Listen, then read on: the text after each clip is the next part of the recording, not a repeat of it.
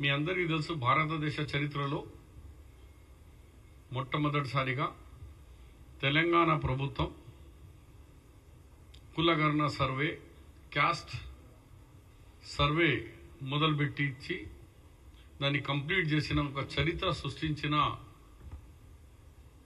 గౌరవ ముఖ్యమంత్రి రేవంత్ రెడ్డి గారు ఆయన క్యాబినెట్ దానికి సూచనలు ఇచ్చిన రాహుల్ గాంధీ గారి సూచన మీద ఈ సర్వే కంప్లీట్ చేసినారు. భారతదేశం మనకు స్వతంత్రం వచ్చినాక ఇదే మొదటిసారిగా దాని మీద ఆ సర్వే వచ్చినాక వెనుకబడిన తరగతిలో ఇంత మంచి సర్వేకు లక్షల కుటుంబాల దగ్గర వెళ్ళి పర్సనల్ 1-to-1 సర్వే చేసుకొచ్చినది దాఖలా భారతదేశ చరిత్రలో ఎక్కడ లేదు. దాని మీద భారతీయ జనతా పార్టీ సంజయ్ గారు కేంద్ర మంత్రి కానీ, కిషన్ రెడ్డి కేంద్ర మంత్రి కానీ, లక్ష్మణ్ గారు వాళ్ళందరూ కూడా భారతీయ జనతా పార్టీ మాట్లాడుతూ బీసీలకు అన్యాయం జరిగింది, బీసీ కోటాలో ముస్లింను కల్పించినారు, ఇది ఎక్కడ కూడా చరిత్రలో లేదు.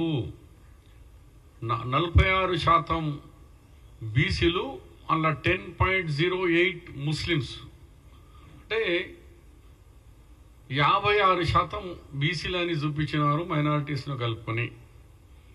ఇది బీసీలకు అన్యాయం జరుగుతుంది అని చెప్పినారు. వేరే ఒక లేమ్యాన్ ఏం చదువు రానోడు చెప్తే చాలా అతనికి తెలియదు కదా పాపం అనొచ్చు. కేంద్రంలో ఒక ఇంపార్టెంట్ పదవులో ఉంటూ పెద్దలు కిషన్ రెడ్డి కానీ, బండి సంజయ్ కానీ, లేకుంటే ప్రొఫెసర్ లక్ష్మణ్ అలాంటి వ్యక్తులు ఇలాంటి మాట్లాడి బీసీల మధ్యలో ఒక చిచ్చు పెడుతున్నారు. ఇది కొత్తగా చేసిండు రేవంత్ రెడ్డి, ఎవరు చేయలేంది, ఇది భారతదేశంలో ఏంది కాదు అని పెట్టినారు. నేను ఈ లిటరేచర్ కంప్లీట్గా బై పోస్ట్ వాళ్ళ ఇద్దరిని పంపిస్తున్నాను, కిషన్ రెడ్డి గారికి వాళ్ళని. ఒక్కసారి ఎన్నిసార్లు కమిషన్ కూర్చున్నది, ఎట్లెట్లా కూర్చున్నది మీరు ఒకసారి తెలుసుకుంటారా బాబు. మొదటిసారిగా భారతదేశంలో ఫస్ట్ కమిషన్ కూర్చున్నది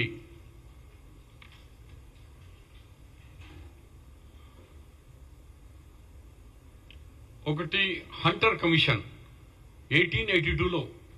హంటర్ కమిషన్ 1882లో ఇండిపెండెంట్ రాకముందు బ్రిటిష్ వాళ్ళు కూర్చోబెట్టి ఎవరెవరిది బ్యాక్వర్డ్నెస్ ఉంది అని చూపిస్తే దాంట్లో ముస్లింకు సంబంధించిన మేతర్, నూర్బాష్, లద్దాఫ్, బున్కర్ వీళ్ళకందరినీ కూడా ఇక్కడ వాళ్ళను కూర్చో 1882లో. దాని తర్వాత మిల్లర్ కమిషన్ 1918లో కూర్చున్నది. వాళ్ళు కూడా కొంతమంది ముస్లింస్లు కూడా ఐడెంటిఫై చేసినారు. ధోబీ,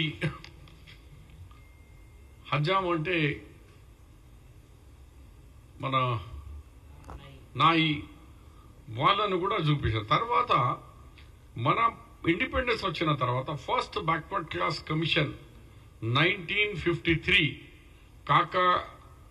కాలేకర్ రిపోర్ట్, దాంట్లో కూడా ఆయన కొన్ని క్యాస్ట్లను 53లో ఇచ్చి 1955లో రిపోర్ట్ సబ్మిట్ చేసినారు పార్లమెంట్లో. ఈ రిపోర్ట్లో ఆయన కూడా అన్సారీ, ఖురైషీ, జుల్హా, దుదకలా, మేతర్ వీళ్ళను కూడా ఆయన కూడా కమిషన్ 55 రిపోర్ట్లో కూడా బ్యాక్వర్డ్ క్లాస్ లిస్ట్లో ఉంది. ప్రజెంట్ ఈరోజు కూడా సెంట్రల్ గవర్నమెంట్ బ్యాక్వర్డ్ క్లాస్లో కొంతమంది ముస్లిమ్స్లో చాలా వెనుకబడిన ఉన్నా. ముస్లిం అంటే ఒక మతం, హిందూ అంటే ఒక మతం, కానీ వృత్తి అందరిది ఒకటే. దుదకులుడిది ఒకటే వృత్తి. మేతర్ స్కైంజర్ అంటే వాళ్ళు కూడా మేతర్ చేస్తారు, హిందూస్లో కూడా మేతర్ ఉన్నారు. తర్వాత వాషర్మెన్ హిందూస్లో ఉన్నారు, ముస్లిమ్స్ వాషర్మెన్ ఉన్నారు. బార్బర్ హిందూస్లో ఉన్నాడు, ముస్లింలో బార్బర్ ఉన్నారు.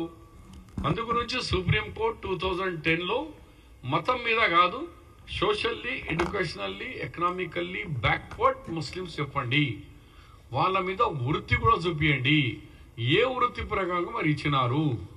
మరి కులానికి సంబంధించిన ధోబీకి ఇస్తున్నారు, ఇంకో కులానికి సంబంధించిన ధోబీకి ఇవ్వద్దు అంటే ఇది అన్యాయము అని సుప్రీంకోర్టు కూడా చెప్పడం జరిగింది. అలాగే మన రాష్ట్రంలో